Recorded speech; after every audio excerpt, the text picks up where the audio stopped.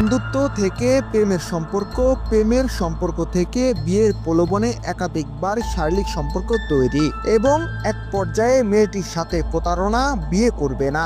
এ যেন বাংলা সিনেমার কোনো কাহিনী, তবে এটা কোনো সিনেমা নয়, বাস্তব ঘটনা। বলছিলাম রাজধানী ঢাকার টিপটপ কুরিয়ার সার্ভিস লিমিটেড কোম্পানিতে চাকরি করা আশফাক করিম শাওনের প্রতারণার কথা।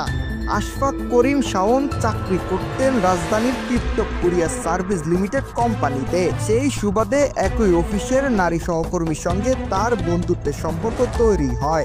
এক পর্যায়ে মেয়েটিকে 2024 সালের ফেব্রুয়ারি মাসের 14 তারিখে প্রেমের প্রস্তাব দেন আশফাক, কিন্তু মেয়েটি সেই প্রেমের প্রস্তাব প্রত্যাখ্যান করে দেয়। কিন্তু আশফাক থেমে থাকেননি, নানান কৌশলে মেয়েটিকে প্রেমের ফাঁদে ফেলেন।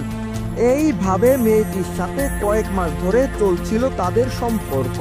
এক পর্যায়ে সম্পর্কের দোহাই দিয়ে বিয়ের প্রলোভন দেখিয়ে মেয়েটির সঙ্গে শারীরিক সম্পর্কে লিপ্ত হয় আশফাক, কিন্তু আশফাক বিয়ে করে না। তার কিছুদিন পর আশফাক মেয়েটিকে পুনরায় আবারও শারীরিক সম্পর্কের প্রস্তাব দেয়, কিন্তু মেয়েটি সেই প্রস্তাবে রাজি হয় না।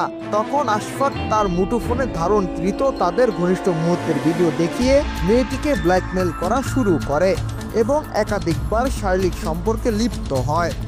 এর মধ্যে আশফাক ছুটিতে গ্রামের বাড়িতে যায়। সেখানে গিয়ে আশফাকের ভিন্ন রূপ। মেয়েটির সাথে থাকা তাদের সম্পর্কের কথা অস্বীকার করে মেয়েটির সাথে যোগাযোগ বন্ধ করে দেয়।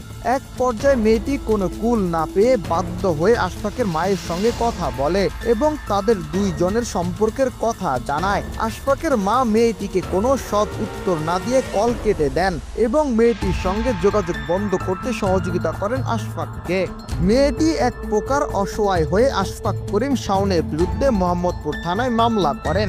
মামলায় আশফাককে পুলিশ গ্রেপ্তার করে জেলে পাঠায়। 1 মাস জেল কেটে জামিনে বের হয় আশফাক। জেল থেকে বের হয়েও আশফাকের প্রেমিক রূপের বহিঃপ্রকাশ। পুনরায় আবারও 2024 সালের জুন মাসের 30 তারিখ মেয়েটিকে বিয়ে করবে বলে দেখা করেন এবং আবারও নানান কৌশলে মেয়েটিকে প্রেমের ব্রাজালে বন্দি করে ছলনা শুরু করেন। এই বিষয়ে অভিযুক্ত আশফাককে মুঠোফোনে কল দিয়ে পাওয়া যায়নি। আশফাক কুমিল্লা বরুড়া উপজেলার জোরপুকুরিয়া ইউনিয়নের আব্দুল হাই চেয়ারম্যান বাড়ির রেজাউল করিমের একমাত্র সন্তান।